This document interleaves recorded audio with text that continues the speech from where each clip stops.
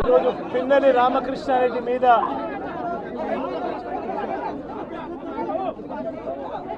తన మీద ఏకంగా 307 అంటే అటెంప్ట్ టు మర్డర్ లాంటి కేసులు పెట్టి ఏ రకంగా అన్యాయంగా తనను జైల్లో నిర్బంధించడం జరుగుతూ ఉందో కూడా చూస్తూ ఉన్నాం. ఈరోజు రాష్ట్ర వ్యాప్తంగా కూడా ఇదే కార్యక్రమాలు జరుగుతూ ఉన్నాయి. రాష్ట్ర వ్యాప్తంగా కూడా కేవలం తెలుగుదేశం పార్టీకి చంద్రబాబు నాయుడు గారికి ఓటు వేయలేదు అన్న ఒకే ఒక కారణంతో ఏకంగా ఆస్తులను ధ్వంసం చేస్తూ ఉన్నారు, దొంగ కేసులు పెడతా ఉన్నారు. వీళ్ళే కొడతారు, మళ్ళీ వీళ్ళే అటువైపున ఉన్న వారి మీద వాళ్ళు కొట్టారు అని చెప్పి కేసులు పెడతారు. ఇంతటి దారుణంగా ఈరోజు రాష్ట్రంలో పరిపాలన సాగిస్తూ ఉన్నారు. నేను అడుగుతా ఉన్నా, ఇదే గత 5 సంవత్సరాల కాలంలో వైఎస్ఆర్సీపీ పరిపాలనలో ఉండగా, వైఎస్ఆర్సీపీ ప్రభుత్వంలో ఉండగా అప్పుడు జగన్ ఏం చేశాడు?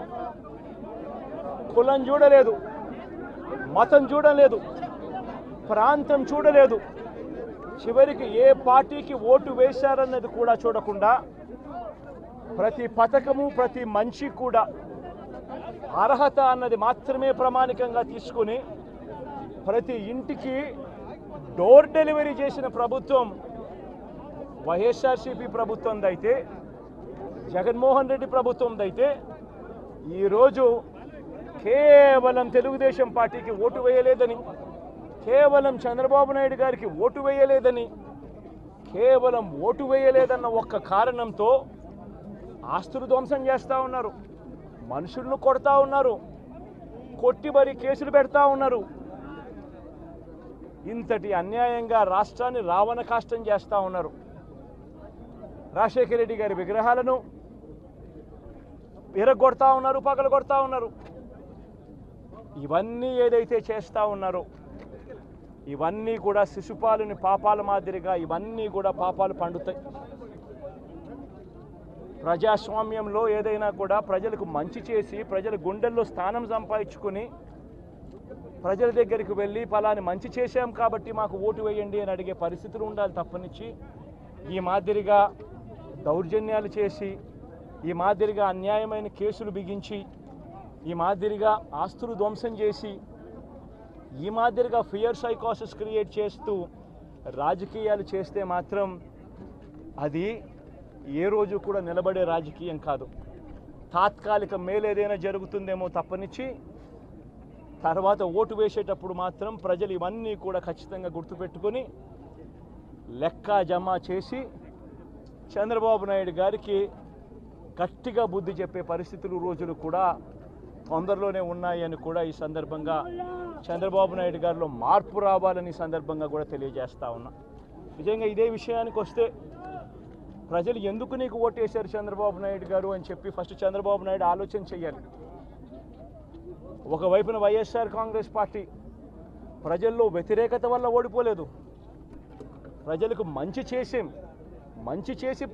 ప్రజలకు మంచి చేసి వైఎస్ఆర్ కాంగ్రెస్ పార్టీ ఓడిపోయింది. ఎందుకు ఓడిపోయింది అని అంటే చంద్రబాబు నాయుడు చేసిన మోసపూరిత హామీలకు ప్రజలు కాస్తో కూస్తో కొద్దిగా ఇదే ఆ 10% కాస్త అటువైపున షిఫ్ట్ అయ్యి చంద్రబాబు నాయుడు గారు అధికారంలోకి వచ్చిన పరిస్థితులు. మరి చంద్రబాబు నాయుడు అధికారంలోకి వచ్చిన తర్వాత ఈరోజు రైతులకు తాను ఇస్తానన్న రైతు భరోసా 20,000 రూపాయలు ప్రతి రైతన్నకి ఇస్తానన్నాడు. వ్యవసాయం స్టార్ట్ అయింది, ఖరీఫ్ మొదలైంది, పంటలు వేగంగా వేస్తూ ఉన్నారు రైతన్నలు. ఇంతవరకు రైతు భరోసా 10,000-20,000 రూపాయలు ఇస్తానన్న దానికి అతి గతి లేదు. బడులు మొదలయ్యాయి. అమ్మఒడి కింద జగన్ 15,000 ఇస్తాను అని అంటే కాదు చంద్రబాబు నాయుడు వస్తే ఎంతమంది పిల్లలు ఉంటే అంతమందికి ఇస్తాడు, ప్రతి ఒక్కరికి 15,000 ఇస్తాడు అని చెప్పారు. రాష్ట్రంలో 1 కోటి మందికి పైగా పిల్లలు బడియీడు పిల్లలు ఉన్నారు. బడులు స్టార్ట్ అయ్యాయి, ఆ ప్రతి తల్లి కూడా అడుగుతూ ఉంది, తల్లికి వందనం అని పేరు పెట్టావు, అమ్మఒడి అనే పథకాన్ని పేరు మార్చావు, మరి ఆ డబ్బులు ఏమైనాయని చెప్పి గవర్నెన్స్ మీద కాస్త ధ్యాస పెట్టి ఆ తల్లులకి ఇచ్చే డబ్బులు ఇచ్చే కార్యక్రమం చూడండి. రైతులకు ఇచ్చే రైతు భరోసా 20,000 ఇస్తామన్నారు, ఇచ్చే కార్యక్రమం చూడండి. ప్రతి అక్క చెల్లెమ్మకు 18 ఏళ్ళు పైబడిన ప్రతి అక్క చెల్లెమ్మకు ప్రతి ఒక్కరికి 1,500 రూపాయలు ఇస్తామని చెప్పారు. అంటే సంవత్సరానికి 18,000 రూపాయలు. రాష్ట్రంలో 4,12,00,000 మంది ఓటర్లు ఉండరని చెప్పి మొన్ననే లెక్కలు తేలాయి. అందులో దాదాపుగా 2,10,00,000 మంది మహిళా ఓటర్లే. అంటే అందరూ 18 సంవత్సరాలు నిండిన మహిళా ఓటర్లే. మరి 2,10,00,000 మంది ఈ మహిళా ఓటర్లందరూ కూడా 18 ఏళ్ళు నిండిన ఈ మహిళా ఓటర్లందరూ కూడా వీళ్ళందరూ కూడా ఈరోజు అడుగుతూ ఉన్నారు, 1,500 రూపాయలు ప్రతి నెల ఇస్తానన్నావు, ఏమైంది ఈ 1,500 రూపాయలు ఇచ్చే కార్యక్రమాలు అని చెప్పి అడుగుతూ ఉన్నారు. వాటి మీద ధ్యాస పెట్టే కార్యక్రమం చంద్రబాబు నాయుడు చేయాలి. ఇవేవి కూడా చేయకుండా కేవలం భయాందోళనలు క్రియేట్ చేయాలి, రాష్ట్రంలో రావణ కాష్టం సృష్టించాలి, దొంగ కేసులు పెట్టాలి, ఇరికించాలి, ఆస్తులను ధ్వంసం చేయాలి. వైఎస్ఆర్సీపీ అభిమానులైనా, వైఎస్ఆర్సీపీ కార్యకర్తలైనా, వైఎస్ఆర్సీపీకి ఓటు వేసిన వారైనా కూడా ఎవరిని కూడా ఉంచకూడదు అన్న దుర్మార్గపు ఆలోచనలతో అడుగులు ముందుకు వేయడం అతి హేయమైన రాజకీయం అని కూడా ఈ సందర్భంగా తెలియజేస్తా ఉన్నా. ఇదే రామకృష్ణారెడ్డి విషయానికే వస్తే నిజంగా ఎంతటి అన్యాయమైన పరిస్థితిలో కేసులు బిగించారు అన్నది ఒకసారి అందరూ కూడా ఆలోచన చేయమని కోరుతా ఉన్నా. ఇదే విషయం కారంపూడి ఘటన జరిగింది ఎప్పుడు? ఎన్నికలు అయిపోయిన తర్వాత మరుసటి రోజు, అంటే మే 14వ తారీఖున కారంపూడిలో ఘటన జరిగింది. కారంపూడిలో ఏం ఘటన జరిగింది, ఎందుకు జరిగింది? కారంపూడిలో తెలుగుదేశం పార్టీ చేసిన ఆకృత్యాలకు ఒక ఎస్సీ కుటుంబంలో ఉన్న మహిళలు ఇబ్బంది పడే పరిస్థితిలోకి పోయినప్పుడు వాళ్ళను పరామర్శించడానికి డిఎస్పీ అనుమతి తీసుకునే మరుసటి రోజు, ఎన్నికలు అయిపోయిన మరుసటి రోజు ఎమ్మెల్యే బయలుదేరాడు. ఎమ్మెల్యే కారంపూడికి చేరుకోక మునిపే ఆ ఎస్సీ కుటుంబం అనేది కారంపూడి అటువైపున ఉంటే, ఊరికి అటువైపున వాళ్ళు ఇల్లు ఉంటే ఆ ఊరు ఎంటర్ కాకమునిపే తనను అడ్డగించడము, అక్కడే గొడవ జరగడము, గొడవ జరిగేది టౌన్లో జరుగుతూ ఉంది, ఇక్కడ నుంచి ఇక్కడ అడ్డగించినారు. అసలు సిఐ అనే నారాయణ స్వామి అనే ఈ సిఐతో కనీసం ఎమ్మెల్యే కనీసం తటస్థ కూడా పడలేదు. కనీసం చూసిన దాఖలాలు కూడా లేవు వీళ్ళిద్దరూ. ఆ రోజు ఆయన ఉండేది వేరే లొకేషన్లో, గొడవలో వేరే లొకేషన్, టౌన్ మధ్యలో గొడవ జరుగుతా అంటే ఆయన ఉన్నాడు, టౌన్ మొదట్లో ఈయన ఉన్నాడు. అసలు ఆయన తటస్థపడలేదు. ఆయన మీద ఆ గొడవ జరిగేటప్పుడు రాళ్ళు ఇటువైపు నుంచి అటువైపు నుంచి పడ్డాయి. చిన్న రాయి ఏదో తగిలి ఉండొచ్చేమో బహుశా, కానీ చిన్న రాయి కాబట్టి అసలు ఆయన మరుసటి రోజు అదే రోజు మెడికో లీగల్ కేసు కూడా పెట్టలా. అంటే ఎంత చిన్న ఘటన అది, జరిగిందో లేదో కూడా తెలియదు. మే 14న జరిగితే 9 రోజుల తర్వాత, అంటే మే 23వ తారీఖున ఆయనకి ఏదో జరిగిందన్నట్టుగా ఆ సిఐ హత్యాయత్నం కేసు పెట్టడం జరుగుతూ ఉంది రామకృష్ణారెడ్డి. కనీసం సీన్లో కూడా లేని వ్యక్తిని. ఇది అన్యాయం కాదని అడుగుతా ఉన్నా. అసలు ఇన్సిడెంటే జరిగిందో లేదో కూడా తెలియదు ఆయనకి. ఏ మేర ఇన్సిడెంట్ నిజంగానే జరిగిందంటే మే 14న ఆయన జరిగిందంటే మే 15వ తారీఖున మెడికో లీగల్ కేసు ఎందుకు పెట్టలేదు? 17వ తారీఖున సిట్ వేసింది కేంద్ర ఎన్నికల సంఘం. 17వ తారీఖు నుంచి 20వ తారీఖు వరకు పల్నాడు ఏరియాలో ఆ సిట్ బృందం తిరిగి ఇన్సిడెంట్ జరిగిన ప్రతి అంశం మీద రిపోర్ట్ ఇచ్చింది. ఆ రిపోర్ట్ ఇచ్చిన దాంట్లో, ఆ సిట్ ఇచ్చిన రిపోర్ట్లలో ఎందుకు ఈ అంశం రాలేదు? మరి ఈ రకంగా ఒక మనిషిని హత్యాయత్నం కేసు మీద బిగించడం ధర్మమేనా? ఇంకొక కేసు కూడా తన మీద హత్యాయత్నం కేసు పెట్టాడు. మే 13వ తారీఖున ఎన్నికల సమయంలో పాల్వాయి గేట్ అనే పోలింగ్ కేంద్రం దగ్గర తాను అక్కడికి వెళ్ళినప్పుడు జరిగిన ఘటన మీద అసలు ఎందుకు ఆ ఘటన జరిగింది? ఎవడన్నా కొద్దో గొప్ప కనీసం ఆలోచన చేసేవాళ్ళు ఎవరైనా ఆలోచన చేయాలి కదా. అక్కడ ఉన్న ఎస్సీలను, ఆ గ్రామంలో ఉన్న సామాజిక వర్గం వాళ్ళు గ్రామంలో ఉన్న బూతులు లేకపోయి ఓట్లు వేసే పరిస్థితి లేకుండా ఉన్నప్పుడు ఎమ్మెల్యే అక్కడికి ఆ గ్రామానికి వెళ్ళినప్పుడు ఎమ్మెల్యే ఆ పరిస్థితిని చూసి ఎస్పీకి 4 సార్లు 5 సార్లు 10 సార్లు ఫోన్ చేసినా కూడా ఎస్పీ రాని పరిస్థితిలో ఉన్నప్పుడు కనీసం సిఐని ఎస్ఐని కూడా పంపించిన పరిస్థితిలో ఉన్నప్పుడు అటువంటి బూత్లో సెన్సిటివ్ బూత్లో కేవలం ఒకే ఒక్క హోంగార్డును పెట్టి బూతులు నడుపుతూ ఉన్నారు. అటువంటి పరిస్థితుల్లో అన్యాయం జరుగుతూ ఉందని చెప్పడం కోసం, అన్యాయం జరుగుతూ ఉన్న వాళ్ళ పక్షాన్ని నిలబడడం కోసం ఎమ్మెల్యే లోపలికి పోయి ఈవీఎంను పగలగొట్టే కార్యక్రమం జరిగింది. ఎందుకు ఈవీఎంలో నిజంగానే ఎమ్మెల్యేనే రిగ్గింగ్ చేసుకుంటా ఉంటే ఎమ్మెల్యేకి అక్కడ నిజంగానే ఎమ్మెల్యే పరిస్థితి అంత బాగుండింటే ఎందుకు ఎమ్మెల్యే ఈవీఎం పగలగొడతాడు? అక్కడ పరిస్థితి బాగలేదనే కదా, అన్యాయం చేస్తూ ఉన్నారనే కదా. అక్కడికి పోయినప్పుడు అన్యాయం చూశాడు కాబట్టే కదా ఈవీఎం పగలగొట్టాడు.